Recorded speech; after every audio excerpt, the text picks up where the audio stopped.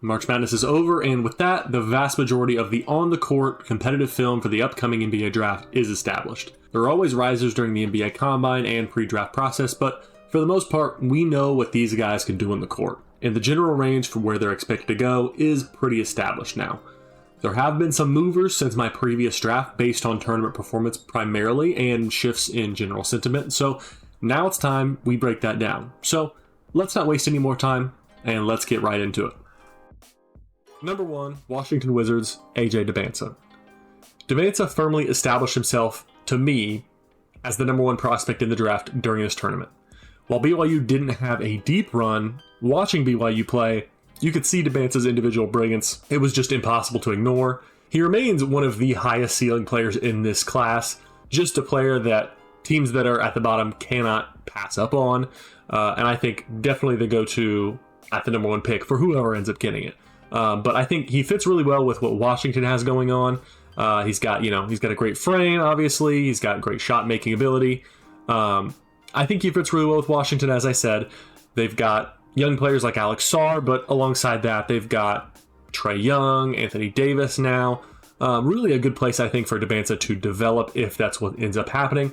I think Washington would go AJ Dybantsa at number 1, and I think most teams would go Dybantsa if they end up with the number 1 pick. Number 2, Indiana Pacers, Darren Peterson. Peterson is just a top-tier talent. Now, last time around, I had the Pacers taking Cameron Boozer with this pick. After the tournament, I'm moving Darren Peterson up on my board. He didn't necessarily dominate the tournament, but his scoring upside is still astronomical, and the concerns with the injuries being a recurring thing, to me, have lessened as the season went on. Additionally, my concerns with Cameron Boozer were not reduced during the tournament, so the combination of those things moves him up the board in my eyes. I like the fit with Halliburton and Nembhard, and you could easily see him rotating at the 1, 2, and 3 spots as the season goes on. I think you could see him really establish himself as a major player for a great team in Indiana by midseason. Number 3, Brooklyn Nets, Cameron Boozer. Certainly a great player. I love his IQ, his skill at numerous different levels of the core, and his willingness to be a part of a system. That all being said, he does drop to me because of his concerns about over-reliance on bully ball that seemed to come out a little bit more during the tournament. When facing resistance from a legitimate big, I've seen that he just tries to force it a bit too much, and he gets blocked kind of frequently, and I think that really neutralizes his effect. That being said, he's a young, smart player, so I think he'll figure those things out. I think that's just something he's struggling with in the current time. But I think that's enough concern to drop him to 3 here, especially with some of my concerns on Peterson kind of abating a little bit. And I think Brooklyn is the beneficiary here, as he should be a great connecting piece for them. He's probably not the only piece they need, but I think he could be a vital one. Number 4, Utah Jazz, Caleb Wilson. Wilson remains firmly in the top 4 despite not playing in March Madness. In a draft as stacked as this one, he's still a player that speaks as a true top 5 pick and really a great talent. Even with the other players that are hovering around this level, I think Caleb Wilson to me just speaks as a really solid pick here at 4. But there are some players that are really knocking on the door to that top 4 and could definitely knock him out. That being said, he's got great size and skill mismatch. His athleticism is just exceptional. And I like the fit with the Jazz here. I think he's going to play a ton of minutes, and I think he'll rotate really well with their young core. He really profiles as a high upside young player who can flourish in a system that values versatility. I think he would fit great with the Utah Jazz.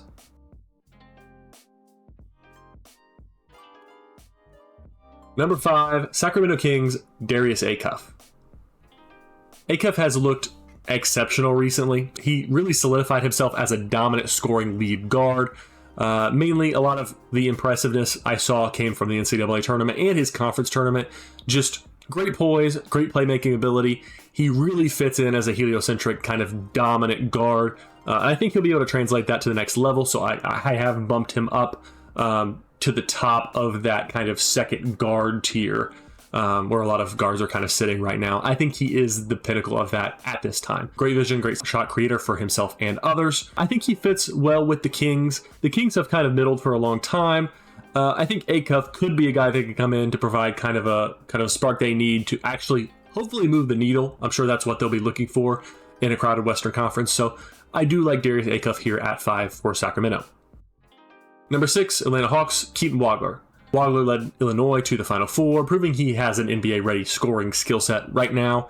He belongs in that second tier of elite prospects. I have bumped him below Darius Acuff, just because I've seen a little bit more out of Acuff, but Keaton Wagler shows a lot as far as NBA readiness. He's got a great pro-ready step back, really crafty, 3-level versatility. He can play at different spots. Obviously, he's a lead guard primarily, but, he can fit in as a 1 or a 2, maybe even as a 3 in some situations, but, fits well with positionless basketball. I like him with the Hawks' existing core. I think he really kind of fits in well with what they have there. And so, yeah, overall, Keaton Wagler at number 6, I think Atlanta would be very happy with that. Number 7, Memphis Grizzlies, Kingston Flemings. Yeah, so while Acuff jumped Flemings as well, Flemings still looked acceptable during the tournament. He looked pretty solid. He still flashed a lot of those, moments that you see that you really look forward to and see the potential in him as a player. Still an explosive scorer, high-level bucket getter, solid playmaker, really can navigate tight windows well. He's a great backcourt player, as I mentioned in my last mock draft. There's a lot of questions with what Memphis is going to look like here in the coming years. Is Ja the future there? Someone like Kingston Flemings is really a good, if Ja ends up staying, kind of maybe a guy that can rotate with him. If not, then you've got another potential point guard of the future to come in and kind of take his place. So I like Kingston Flemings for Memphis here. Number 8, Dallas Mavericks, Michael Brown. So Brown projects as a very good lead guard who can run an offense with high efficiency. I like him a lot here with Dallas. I think he is going to do a really good job kind of as a ball-dominant playmaker. Now, obviously, the ball's going to be in Cooper Flagg's hands a lot, but, having a guy that's a really good floor general alongside of that will help take some of the pressure off of Cooper. So even if Michael Brown comes in and he doesn't have a dominant role right off the bat, he should do a fine job in Dallas, and I think he really could grow into that system. Number 9, Chicago Bulls, Nate Ament. Ament has a lot to like, even with some question marks. 6'10", high-level scorer with elite 3-level ability. He bounced back from a rough start of the year, and he's really starting to look like the lottery pick we expected. I like what I saw from him in March, though there were some question marks, like I said.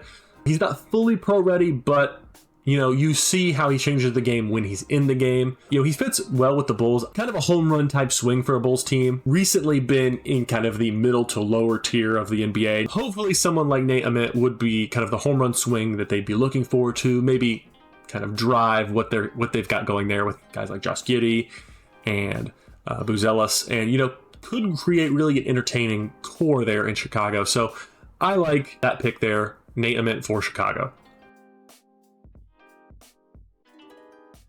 Number 10, Milwaukee Bucks, Hannes Steinbach. I'm still higher on Steinbach than the general consensus. He's extremely pro-ready and provides an immediate solution for a team that's, pretty thin at center. Obviously have a guy like Miles Turner, but he has been a major disappointment this year. Steinbach could bring a different dynamic to that team. He can slot in as a starter from day one if needed. I think he can provide a huge rebounding presence.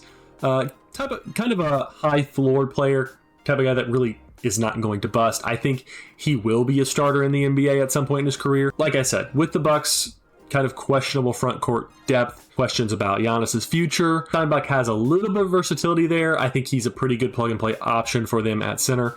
Yeah, I think Hannes Steinbach is a great pick here for Milwaukee. Number 11, Golden State Warriors, LeBaron Philon. It's becoming more and more apparent to me that Philon deserves to be considered in that same tier as some of these top point guard prospects like Michael Brown and Kingston Flemings. He has shown extreme improvement this year as a lead guard.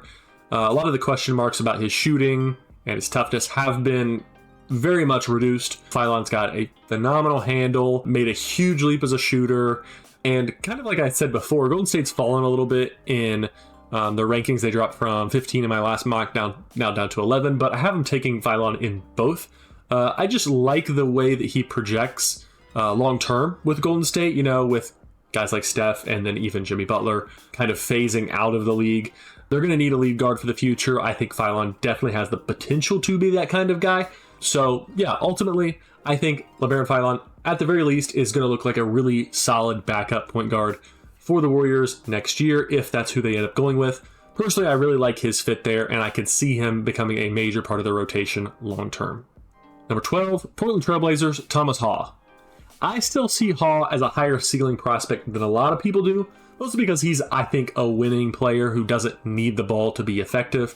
He's a really great modern combo forward who can do the dirty work while still punching teams that leave him open. I like a lot of what he provides as a really solid athlete, 6'9", power forward, high motor. I think he fits in really well with Portland's system. They've got a lot of ball-dominant guys already. Denny, Dame, even Scoot if they decide to give him the ball more, put the ball in his hands. They don't need a guy who's going to be ball-dominant there in Portland. So Hall's kind of a perfect guy to move off ball, good lob threat finisher. If he ends up being a good, solid three-point shooter, I think no doubt he ends up being a long-term guy in the NBA. So yeah, I like Thomas Hall here for Portland. I think he can play a good role for them in the coming years. Number 13, Miami Heat, Braden Burries. Burries is hard to get a read on because it's hard to tell what scouts are wanting to see from him. He doesn't have an extremely explosive play style, but he is really intelligent and he's really crafty. I can see a team like Miami really getting the most out of that archetype. He emerged as one of the most important players on Arizona, a leader as a freshman, really pushed them all the way to the Final Four. So, he's got good size, good strength as a guard, efficient perimeter shooter. I think he fits in really well with Miami. He is a winning player. He's the type of guy that they would like to have in their system. They really value those guys that have that winning mentality. He's a tough player. I think he fits in well with Miami, and I think that's a really solid pick for them at 13. 14, Memphis Grizzlies, Yaxel Lindeborg.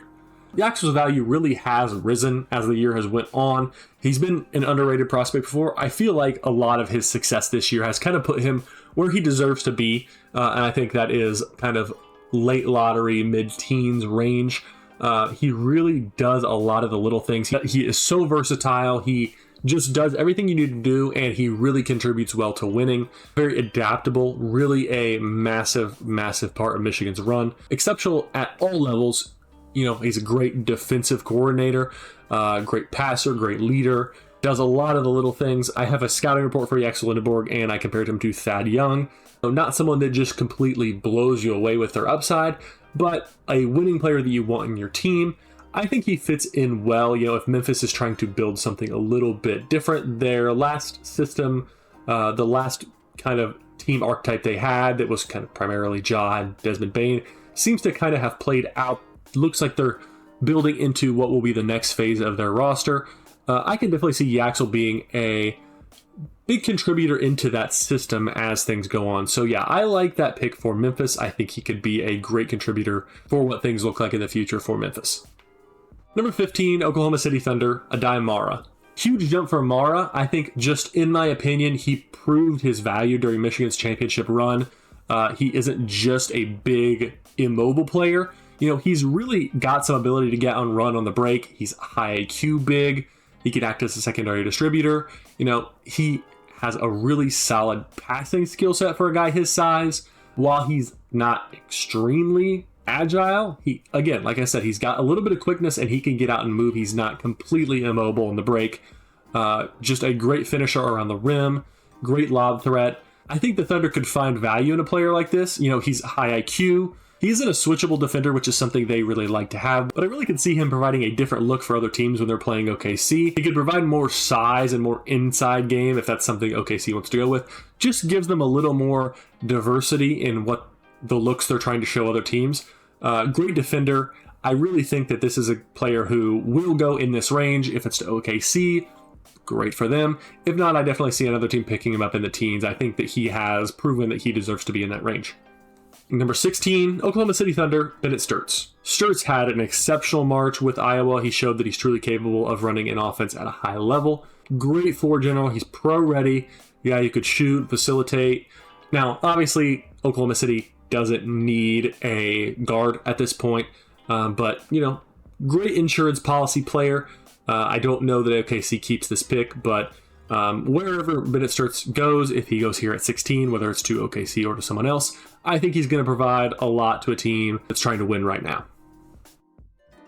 Number 17, Charlotte Hornets, Cameron Carr. I'm still pretty high on Cameron Carr. I think he's an exceptionally explosive athlete and a fantastic scorer who offers great value in this range. I think that he is, in a lot of mocks, he's being projected to go in the 20s, which I just don't see. I think he seems like the archetype of player that is going to be going in the teens range.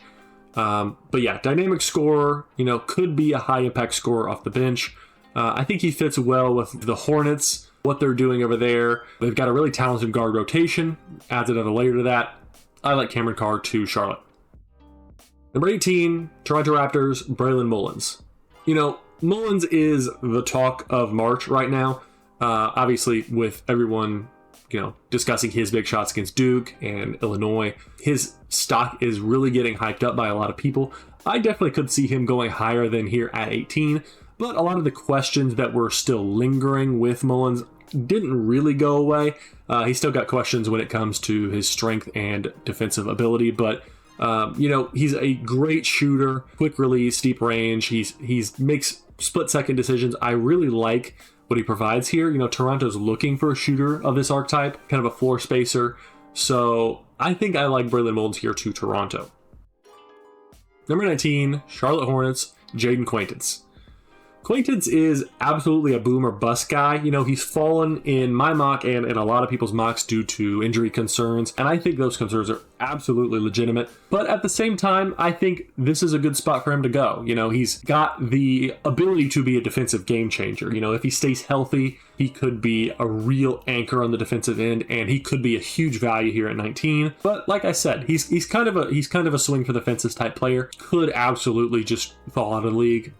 Injuries could derail his career. He just may not be that great. He hasn't shown a whole lot of skill on the offensive end, but I think Charlotte can afford to take a swing here. They've got Kalkbrenner, they've got Moussa Diabate, they've got some bigs that can rotate already. This is not necessarily a position of need, but if they can get a high-level game changer here, might as well take a shot at it. So I can see this being where Quaintance ends up going.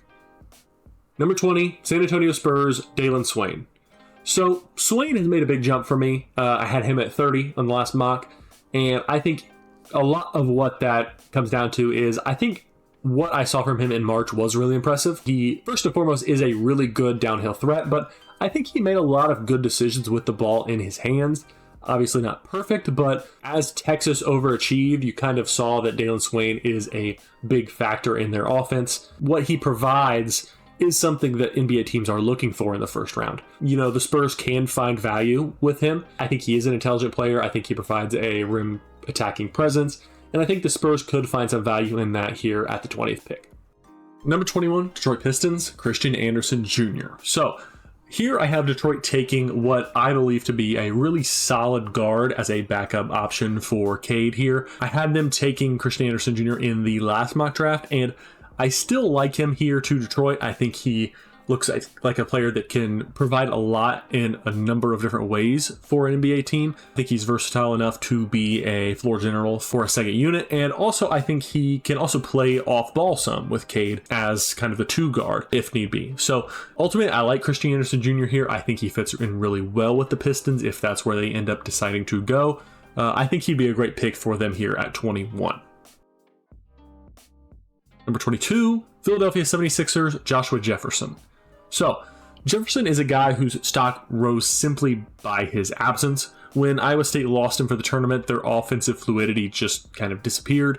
Really highlighted exactly how important he was for their team as a point forward and a do-it-all guy. As a 6'9" power forward, he was exceptional as a distributor, really great rebounder. Really just does a lot of things well. I think he's an extremely high IQ player and the type of guy that I really think can find some success here in the mid-20s. I said in the last mock draft that, he's a guy that you could see as a starter by the end of the year for a team coming out of the 20s in the draft. And if a team can find a player who can play starters minutes here in the 20s in the first round, that's a really solid pick. And I think he could be a player that can do that. So fits in really well with, I think, the system that Philadelphia runs. I think he could provide a lot for them. So yeah, Joshua Jefferson here at 22 to Philadelphia. Number 23, Atlanta Hawks, Kobe Pete. Pete has fallen a bit to me, and it seems like to a lot of other mock drafts, as it becomes more and more apparent that his fit is just a little awkward in a league moving towards kind of specialists. But the talent is there, absolutely is. You know, he's a winning player. He provided a lot for Arizona this year. He's got good physical tools. The problem, of course, is his height at a power forward position with not a lot of shooting ability. That being said, all those are a work in progress. He was a highly valued recruit, and he showed a lot in high school. So, you know, smart player, talented player, plays with a good motor. He could be a guy that ends up outperforming his draft position. You know, he fits really well with Atlanta here. I think they can afford to take a chance on his intangibles. Can figure out spacing. Hopefully he turns into a guy that can stretch the floor a little bit. But yeah, he's a tough player. He's a good interior scorer. Plays winning basketball. I think Atlanta would like to pick him up here at 23. Number 24, LA Lakers, Chris Sinak. Sinak, to me, he's a pure talent play here. He hasn't always been consistent, obviously, and he's definitely not pro-ready. But, you know, as far as physical profile, coordination, skill set, I think he's a lottery-level player. He just hasn't shown that he can hit that level yet. You know, great size, great mobility. He's the type of player teams really want to pick, but he's got a lot of things, too, that make you think that he's raw. He's not going to be ready to produce year one, but could be a guy that ends up being really solid in the years to come. So I think he's a guy that the Lakers are going to want to take a swing at here as kind of a boom or bust option. They have the structure to let him develop if need be, and I think they would hope that he could turn into somewhat of a big man of the future for them. Number 25, New York Knicks, Kareem Lopez. Lopez is a high upside wing currently playing in the NBL, not the NCAA, so we didn't see him in March, obviously, but you know, he's a bit hard to read because his production was a little inconsistent, and he played for a team that wasn't exceptional, didn't necessarily set him up that well to succeed, but obviously he's got great intangibles, great size, he shows some flashes as a shooter, strong athlete, really has a lot to like. I generally think he fits in well with the Knicks here just simply because of the fact that he kind of shares a similar archetype to OG Anunoby. Bigger wing who can defend at multiple positions and has some potential as a shooter. New York would love to get a guy that plays a similar role and plays in a similar style to OG. And so I think he's in a great environment in New York. I think that that'd be a place where he can learn how to play, can develop a little bit, and eventually maybe become a piece of their rotation. Number 26, Denver Nuggets, Tunde Yusufu. Yusufu is a player who has a lot of physical ability, has a lot of talent. He was a really highly touted player coming in as a freshman. Truly an extremely powerful player, great driver, pretty good athlete, of course, but mainly relies a lot on his strength and driving. He's got some questions regarding his polish, and he's not necessarily a guy that you think is going to come in and produce immediately, but Denver, I think, is a system that, you know, he can develop in, he can learn in, and could eventually become a high-level producer for them. He's just got a little bit of ways to go right now, but I like this pick here at 26 for Denver. Number 27, Boston Celtics, Patrick Gungba. I'm not as down on Gungba as where I have him positioned might look. He has fallen compared to my last mock draft, but a lot of that is just due to the rise of some other players. He remains, you know, a really efficient, strong big man. Didn't do anything to blow me away in the tournament, and really, you know, we didn't learn anything about him that we didn't already know. He's got great size, lives at the rim, shoots a great percentage inside, has the potential to be a really solid rim protector. He's actually a pretty good playmaker as well, so I like what he provides, and I think he's the type of player that you see and you're kind of surprised that he falls a little bit, and a team like Boston picks him up and turns him into an effective producer in the years to come. So I think he fits in really well with the big man rotation that Boston has. You've got Vucevic, you've got Keita. I think he can fit in there, and at some point in the years to come, whether it be next year or, you know, in future years, he could become someone who plays a really large role for them. So I like that pick here for Boston. Number 28, Minnesota Timberwolves, Isaiah Evans. So Evans is the first player that I didn't have within the first round of the last draft that I have bumping into that first round from the second. So a lot of that comes down to the fact that I really like what I saw from him in the tournament. He's got good size. He's a great shooter. I think he projects as a guy that's going to be able to knock down shots at the pro level. Pretty good IQ as well. Just a really good feel in the offense. So I like what he shows. I think he would fit in well in Minnesota. You know, they don't have a ton of glaring holes. So, you know, you take a gamble on a guy like this here. Hopefully he turns into something. Maybe he doesn't end up playing a large role for them, and I don't expect him to right off the bat, but there could be some development here. Could be a guy worth taking a shot on simply because of his traits and some of the polish he's shown so far. So I like Isaiah Evans here. I think he could provide something good for Minnesota. Number 29, Cleveland Cavaliers, Morez Johnson. So kind of like Gungba, Johnson has fallen more so because of some of the other players that have risen, and also just simply due to the fact that he's kind of unexciting, right? Sometimes players that are unexciting, that don't wow you, are the type of guys that fall and end up being good producers at the pro level. And so I could see that happening to Morez Johnson. Obviously, he was a huge factor in Michigan going and winning the national championship. You know, he really just does his job. He's a great defensive player, great rebounder. He's a really good anchor on the interior. So he just knows where to be, how to provide kind of an option on the interior as a dump-off threat. I think he's a really solid player. Obviously not a player that you expect to be any sort of ceiling case. But, you know, Cleveland could use a guy that could provide some high IQ, scrappiness, you know, grittiness in the interior. I think that that's a guy that Cleveland would really like to have coming off the bench. High floor role player, can always come in if there's ever an injury or just playing kind of moderate minutes off the bench. I think he could provide valuable minutes to Cleveland. So that's who I have hit. So that's who I have them taking here at 29. Number 30, Dallas Mavericks, Milan Momcilovic. So Momcilovic remains higher on my board than he is for most people. A lot of people don't have him in the first round.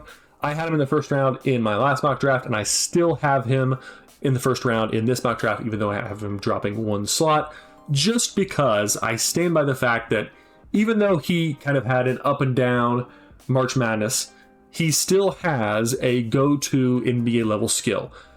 His elite shooting. I mean, he truly is an elite game-changing prospect as a shooter. Now, he really struggles in a lot of other areas. He definitely has some question marks. He's never going to be a guy that's creating his own shot. He just has too many weaknesses there when it comes to foot speed.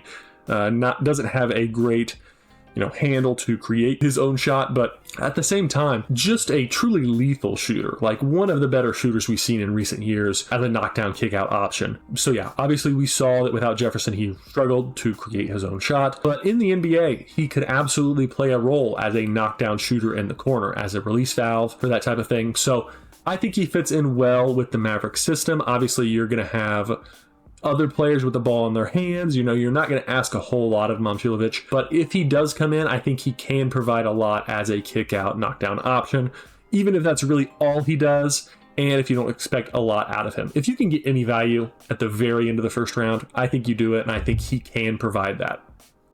So, that will conclude this mock draft. Thank you guys for listening. Really means a lot. Of course, this is a bit of a longer one. I kind of got a little bit more in-depth into the players than I did in the last mock draft, so this one kind of stretched out. If you enjoy this type of content, go ahead and give a like and subscribe. Probably won't have another mock draft for a little while. I'm going to dig in more to the individual player scouting reports here soon. So again, if that's something that interests you, go ahead and subscribe. Give this video a like. But with all that, thanks to everyone for watching. Hope you enjoyed. Hey, thanks again for watching this video. If you enjoyed what you just saw, click on one of these videos here to see more.